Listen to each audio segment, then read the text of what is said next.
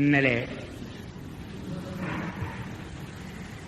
പൃഥ്വി തത്വം ഇതെങ്ങനെ നമ്മുടെ ആരോഗ്യത്തിന് യോജിച്ച രീതിയിൽ പ്രായോഗികമാക്കാം, ഇത് മനസ്സിലാക്കിയാൽ നമ്മുടെ പ്രധാന പ്രശ്നങ്ങളെല്ലാം പരിഹരിക്കപ്പെടും. എന്നാൽ ശരീരം നിർമ്മിച്ചിട്ടുള്ളത് നാം കഴിക്കുന്ന ആഹാരം കൊണ്ടാണ്. ഈ ആഹാരത്തിൽ വരുന്ന അപാകത കൊണ്ടാണ് ഇന്ന് കാണുന്ന മിക്കവാറും എല്ലാ രോഗങ്ങളും. ഞങ്ങളുടെ അനുഭവമാണ് കേട്ടോ. ഒരുപക്ഷെ രോഗകാരണം ഓരോരുത്തരും ഓരോന്നും പറഞ്ഞ് നമ്മളെ വഴിതെറ്റിക്കുന്നുണ്ട്. രോഗകാരണം വൈറസാണ്, മറ്റേ ജേംസാണ്, സൂപ്പർ വൈറസാണ്, അപ്പടിയെല്ലാം പറഞ്ഞുകൊണ്ട് നമ്മളെ വഴിതെറ്റിക്കുന്നുണ്ട്. ഞങ്ങളതിലൊന്നും വിശ്വസിക്കുന്നില്ല.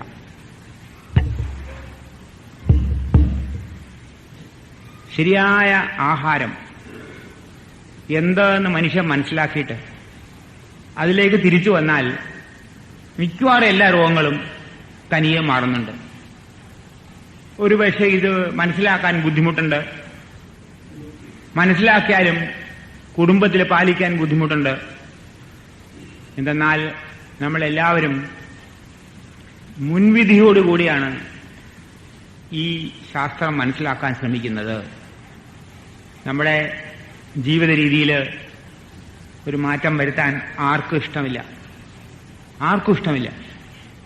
ഏത് ജീവിത രീതി ആയാലും ശരി, സസ്യബുക്കായാലും ശരി, മാംസബുക്കായാലും ശരി, ഏത് ഭക്ഷണം കഴിക്കുമ്പോഴും ആ ഭക്ഷണത്തിന്റെ അടിമയായിട്ടാണ് നമ്മൾ ജീവിക്കുന്നത്. അതുകൊണ്ട് മാറ്റം വരുത്താൻ നമുക്ക് ഇഷ്ടമല്ല. അതുകൊണ്ടാണ് ഇന്ന് ഡോക്ടർമാരും വൈദ്യന്മാരും ആരും തന്നെ പഥ്യം എന്നുള്ള വാക്ക് മിണ്ടുന്നില്ല. ആയുർവേദ സൂക്തത്തില് പഥ്യം കൊണ്ട് മാത്രമേ രോഗം മാറുകയുള്ളൂ എന്ന് വാഗ്ഭടാചാര്യൻ വളരെ വ്യക്തമായിട്ട് പറയുന്നുണ്ട്. ബിനാദി ദേശജർവ്യാധർ പഥ്യാദേവ നിവർത്തതേ നതു പഥ്യവിഹീനസ്യ ശേഷജാനാം ശതൈരപി. ഈ മഹത്വത്വം ഒരു ഋഷിവചനമാണ്. അത് മാറ്റാൻ സാധ്യമല്ല. എനിക്കും മാറ്റാൻ സാധ്യമല്ല, നിങ്ങൾക്കും മാറ്റാൻ സാധ്യമല്ല. ഇന്നത്തെ ലോകത്തുള്ള സർവ്വശാസ്ത്രജ്ഞന്മാരും ശ്രമിച്ചാലും ഈ ഋഷിവചനം മാറ്റാൻ സാധ്യമല്ല. എന്താ സത്യമാണത്. സത്യത്തിന് മാറ്റമില്ല. സത്യം ഞങ്ങൾ തെളിയിച്ച് കാണിച്ചു കൊടുക്കുന്നുണ്ട്. സത്യം എന്താന്ന് ചോദിക്കും, നിങ്ങൾ സത്യമാണ്, നിങ്ങൾ എങ്ങനെയാ പറഞ്ഞതെന്ന്. സത്യം പ്രായോഗികമാക്കി ഈ കലികാലത്തിൽ കാണിച്ചു കൊടുത്തപ്പോൾ സത്യം തെളിഞ്ഞു. ഈ മാറ്റമില്ല, മാറ്റാൻ സാധ്യമല്ല. എന്താ പറഞ്ഞത്? ബിനാവി ഭേഷജർ വ്യാധർ. വ്യാധി എന്നുള്ളത് ഔഷധം കൊണ്ട് മാറുന്നില്ല. പഥ്യാദേവ നിവർത്തതേ. പഥ്യം കൊണ്ട് മാത്രമേ രോഗം മാറുകയുള്ളൂ. നതു പഥ്യവിഹീനസ്യ. പഥ്യമില്ലെങ്കിലോ ഭേഷജാനാം ശതൈരപി. 100 കൂട്ടം മരുന്ന് കഴിച്ചാലും രോഗം മാറുകയില്ല. നിങ്ങൾക്ക് എല്ലാവർക്കും അനുഭവമുള്ളതാണല്ലോ. നമ്മുടെ ഇവിടെ കൂടിയിരിക്കുന്നതായിട്ടുള്ള എല്ലാവരും ആരോഗ്യവാന്മാരായിട്ട് കാണണമെന്ന് എനിക്കാണ് എന്റെ ആഗ്രഹം. പക്ഷെ പലരും വന്നിട്ടുള്ള രോഗം കൊണ്ടാണ്. രോഗാതിരായിട്ടാണ് വന്നേക്കണേ. എന്റെ രോഗത്തെപ്പറ്റി പറയുമെന്ന് വിചാരിച്ചാണ് ഇരിക്കണം എല്ലാവരും. 250 പേര് രജിസ്റ്റർ ആയിട്ടുണ്ട്. ഓരോരുത്തർക്കും വേണം എന്റെ രോഗമുണ്ട്, എന്റെ രോഗം എപ്പോഴാ പറയാവോ, എത്ര പറയാവോ എന്ന് ആലോചിച്ചുകൊണ്ടിരിക്കുക എല്ലാവരും ഇല്ലേ. ഇതിലെന്താ പറഞ്ഞേക്കണേ? പഥ്യാദേവ നിവർത്തതേ. പഥ്യം കൊണ്ട് രോഗം മുഴുവനും മാറും. നതു പഥ്യവിഹീനസ്യ. പഥ്യമില്ലെങ്കിലോ 100 കൂട്ടം മരുന്നുകൊണ്ടും മാറുകയില്ല. ആയുർവേദ മരുന്നുകൊണ്ടും മാറുകയില്ല, അലോപ്പതി മരുന്നുകൊണ്ടും മാറുകയില്ല, ഒരു മരുന്നുകൊണ്ടും മാറുകയില്ല രോഗം. പഥ്യം. ഈ പഥ്യത്തിന്റെ നിർവചനമാണ് പ്രകൃതി ജീവനശാസ്ത്രം. ആധുനിക നിർവചനം, ആധുനിക ഭാഷ്യം എന്ന് വേണമെങ്കിൽ പറഞ്ഞോളൂ. പഥ്യം എന്നുള്ള വാക്കിന്റെ ആധുനിക നിർവചനം, ആധുനിക ഭാഷ്യം എന്ന് വേണമെങ്കിൽ പറയാൻ പറ്റും.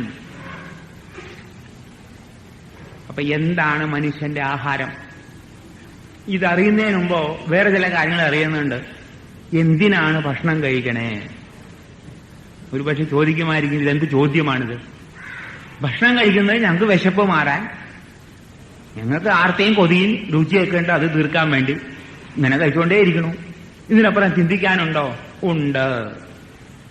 ഇത് കൂടാതെ ചില കാര്യങ്ങളും നമ്മൾ മനസ്സിലാക്കിയിട്ടുണ്ട്. പാശ്ചാത്യ സംസ്കാരത്തിന്റെ ആത്യാഘാതം മൂലം ആഹാരം കഴിക്കുന്നത് വേറെ രണ്ട് കാരണത്തിന് കൂടിയാണെന്നും കൂടി നമ്മളെ പഠിപ്പിക്കുന്നു. ഭാരതീയ ചിന്താഗതിയിൽ ഉണ്ടായിരുന്നില്ല അത്. ഊർജം കിട്ടാൻ വേണ്ടി, ശരീരത്തിന്റെ ഊഷ്മാവ് നിലനിൽക്കാൻ വേണ്ടി ആണ് ഭക്ഷണം കഴിക്കുന്നതെന്നൊരു തത്വചിന്ത പാശ്ചാത്യ സംസ്കാരത്തിന്റെ ആഘാതത്തിൽ കൂടി വന്നു കിടന്നുണ്ട്. ഇതെല്ലാവരും തലയിൽ കയറിയിട്ടുണ്ട്. എന്തിനാ ഭക്ഷണം കഴിക്കണേ? ഊർജം കിട്ടാൻ വേണ്ടി. എന്തിനാ ഭക്ഷണം കഴിക്കണേ? ജീവിക്കാൻ വേണ്ടി. എന്തിനാ ഭക്ഷണം കഴിക്കണേ? ശരീരത്തിന്റെ ഊഷ്മാവ് നിലനിൽക്കാൻ, ജീവിക്കാൻ വേണ്ടി.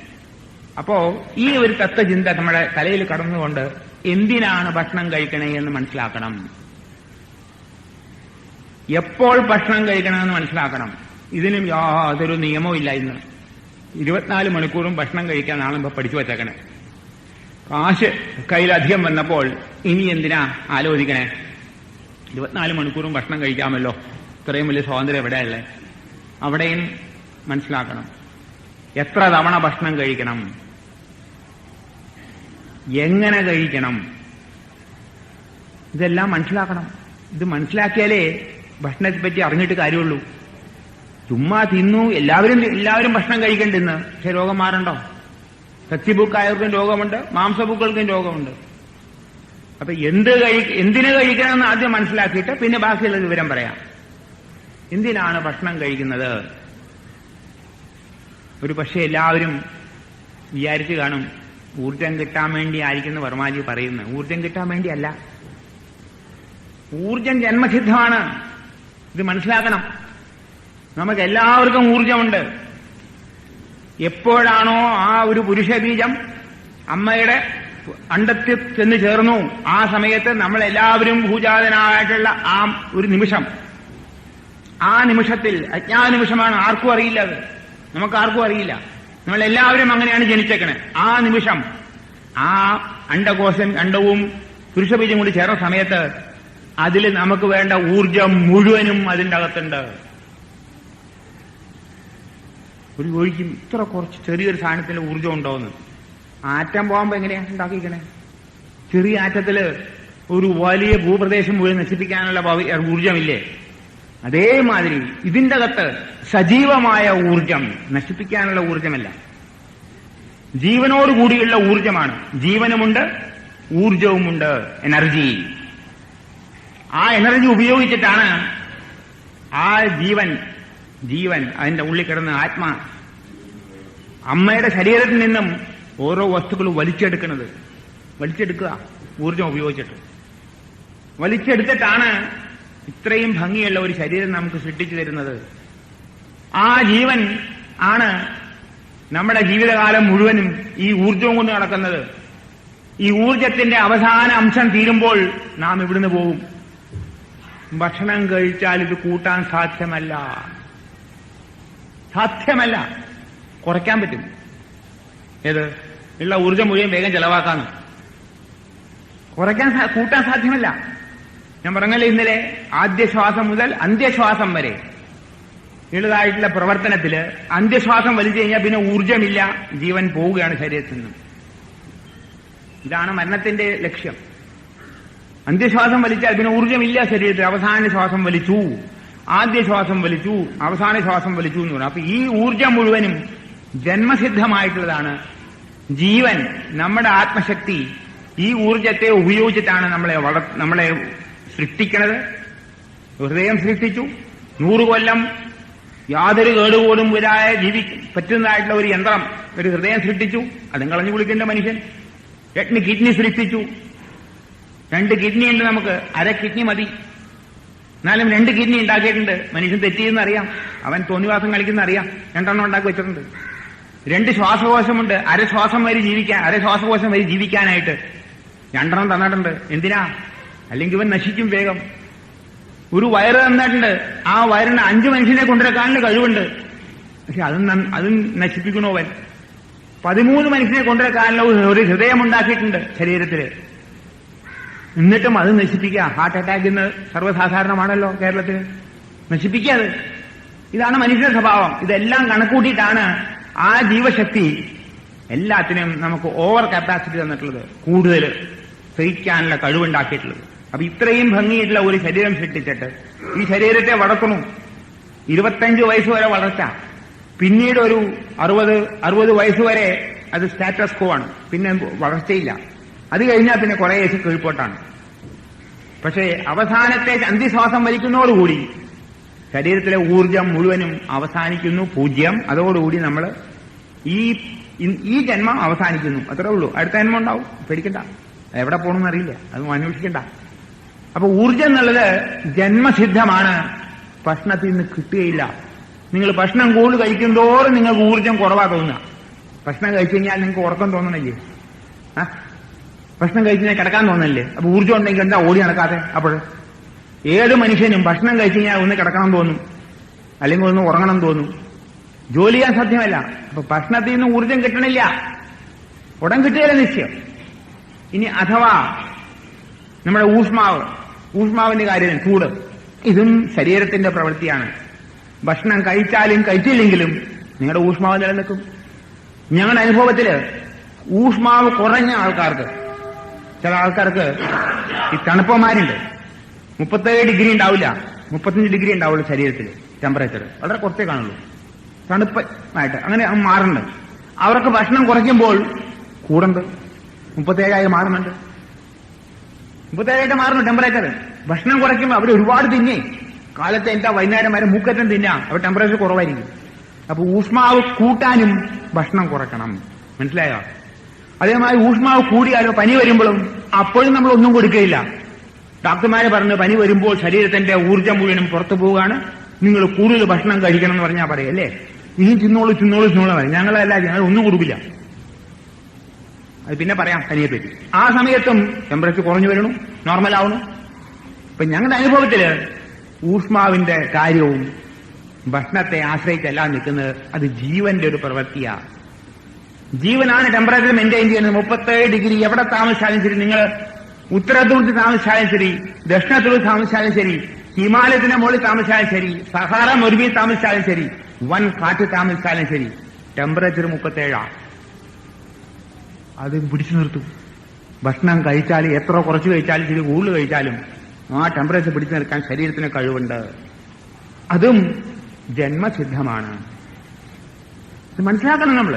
അപ്പൊ ടെമ്പറേച്ചറിന് വേണ്ടി നിങ്ങൾ ചൂട് കിട്ടാൻ വേണ്ടി ഭക്ഷണം കഴിക്കേണ്ട ആവശ്യമില്ല. ചിലർ പറയും തണുപ്പ് കാലമാണ്, ചൂട് കൂടുതൽ വേണം, അതുകൊണ്ട് കുറച്ച് അധികം ഭക്ഷണം കഴിച്ചേക്കാം, ഇല്ലേ? പറയില്ലേ? ഈ വടക്കേന്ത്യയിൽ പറയും തണുപ്പാണല്ലോ, അപ്പൊ കൂടുതൽ ഭക്ഷണം കഴിച്ചാൽ കൂടുതൽ ഊർജ്ജം കിട്ടും. അവിടെ കൂടുതൽ ഭക്ഷണം കഴിച്ചാൽ കിട്ടുകിട്ടാ വിറക്കുക ഞാൻ കണ്ടിട്ടുണ്ട്. ഡൽഹിയിൽ താമസിക്കുമ്പോൾ എല്ലാവരും ഒരുപാട് ഭക്ഷണം കഴിക്കും. ഭക്ഷണം കഴിക്കുമ്പോൾ കിട്ടുകിടാ വിറയ്ക്കും, എന്നിട്ട് വെയിലത്ത് വരിക്കും. നട്ടുച്ചയ്ക്ക് വെയിലത്ത് വരിക്കും ഡൽഹിയിലും മറ്റു ആൾക്കാർ. നട്ടുച്ചയ്ക്ക് ഈ സമയങ്ങളിൽ ഡിസംബർ ജനുവരി സാലിയിൽ വെളുത്ത് വരിക്കും, കേട്ടോ, ചിങ്ങിരിക്കും, കിടകിടാ വിറക്കി. അപ്പൊ ഭക്ഷണം കഴിച്ചാൽ ഉടനെ ചൂട് കൂടുന്നില്ല, ചൂട് കുറയുക ചെയ്യണം, അല്ലെങ്കിൽ വെളുത്ത് വരിക്കണം. ഭക്ഷണം കഴിച്ചാൽ ഉടനെ തണുക്കണം. അങ്ങനെയാ തണുക്കണേ? ചൂടാവുകയല്ലേ വേണ്ട? ചൂടാവണില്ല. അപ്പൊ ഇതൊന്നും ഭക്ഷണത്തെ ആശ്രയിച്ചല്ല. നമ്മൾ ഇതിനു വേണ്ടി ഒന്നും നമ്മൾ ഭക്ഷണം കഴിക്കേണ്ട ആവശ്യമില്ല. ആയുസ് കൂട്ടിക്കിട്ടാൻ ഭക്ഷണം കഴിക്കേണ്ട ആവശ്യമില്ല. ആയുസ് കൂട്ടിക്കൊന്നുമില്ല. ഭക്ഷണം കൂടുതൽ കഴിച്ചാൽ അവർക്ക് ആയുസ് വളരെ കുറവാണ്. അനാരോഗ്യമനായുഷ്യം അസ്വർഗം ച അതിഭോജനം അപുണ്യം ലോകവിദ്ദുഷ്ടം തസ്മാ തത്പരിവർജയത്. ഒരു മഹാമുനി പറയുന്നതാണത്. ആരോഗ്യം കുറവായിരിക്കും. അനാരോഗ്യം അനായുഷ്യം, ആയുസ്സും കുറവായിരിക്കും. അസ്വർഗം ച അതിഭോജനം, സ്വർഗത്തിൽ പോവുകയില്ല അധികം ഭക്ഷണം കഴിക്കുന്നവൻ. അപുണ്യം, അവന് പുണ്യമില്ല. ലോകവിദ്ദുഷ്ടം, അധികം ഭക്ഷണിക്കുന്നവനെ ആർക്കും ഇഷ്ടവുമല്ല. ഏറ്റവും പ്രിയപ്പെട്ടവനും സ്വന്തക്കാരനും പോലും നിങ്ങൾ വീട്ടിലേക്ക് കയറി വരുമ്പോൾ കണ്ട ഉടനെ പറയും എത്തി. മനസ്സിലായില്ലേ എന്ന് പറഞ്ഞാൽ അർത്ഥം എന്താ? ഒരുപാട് ഭക്ഷണം കഴിക്കുന്നവനാണ്, ഇഷ്ടാവില്ല. ഇടങ്ങഴി അരിമിട്ട് വെച്ചിട്ടുണ്ട്, ഇപ്പൊ അവിടെ നാഴിയിൽ വെക്കുന്നുള്ളൂ, ഇടങ്ങഴി അരി ഉള്ളു വെക്കണേ. അപ്പൊ അപുണ്യം ലോകവിദ്ദുഷ്ടം, ലോകത്തിന് ആർക്കും ഇഷ്ടമാവില്ല ഭക്ഷണം കഴിക്കുന്നവന്. അതുകൊണ്ട് തസ്മാ തത്പരിവർജയത്, അതുകൊണ്ട് ഇത് പരിവർജിക്കൂ, ഭക്ഷണം കഴിച്ചോളൂ, അധികം ഭക്ഷണം കഴിക്കണ്ട. അപ്പൊ അധികം ഭക്ഷണം കഴിച്ചാൽ ഒരുപാട് അനാപത്തേ ഉണ്ടാവുകയുള്ളൂ, ആയുസ് കുറയുന്നു തീർച്ചയാണ്. 45 വയസ്സ് പ്രായമുള്ള ഒരു സ്ത്രീയെ ഇവിടെ നമ്മുടെ ഫ്രാൻസില് 450 കിലോ തൂക്കം, സ്ത്രീയോ പുരുഷനോ അറിയില്ല, 45 വയസ്സ് പ്രായമുള്ളൂ, മരിച്ചു. 450 കിലോ തൂക്കം പോരെ, മരിച്ചു. അതായത് 100 വയസ്സ് വരെ ജീവിക്കേണ്ടതെല്ലാം 45 വയസ്സ് കൊണ്ട് തീർത്തു. അരി ഒത്തു എന്നർത്ഥം. മനസ്സിലായോ? അരി ഒത്തുന്ന് കേട്ടല്ലേ? ഇനി കഴിഞ്ഞു, ഇനി കോട്ട കഴിഞ്ഞു, ഈ ഭൂമി കഴിക്കാനുള്ളതെല്ലാം 45 വയസ്സ് കൊണ്ട് തീർത്തു, ആയുസ് കുറയും. അതേമാതിരി ന്യൂയോർക്കിലുണ്ടായി ഇതേമാതിരി ഒരുത്തനെ വീട്ടിൽ കിടന്നിട്ട് വീട്ടിൽ അയാളൊക്കെ കൊണ്ടുപോകാനായിട്ട് ക്രെയിൻ കൊണ്ടുപോകുന്നു വന്നു. ഹെലികോപ്റ്റർ കൊണ്ടുപോകുന്ന എനിക്കറിയില്ല. ക്രെയിൻ കൊണ്ടുവന്ന് വീട് മുഴുവൻ വെട്ടിപ്പൊളിച്ചിട്ടാ പുറത്തേക്ക് കൊണ്ടുപോയാള്. കടക്കില്ലേ തീറ്റ ഇങ്ങാനാണ് 450 കിലോ ഇന്നലെ.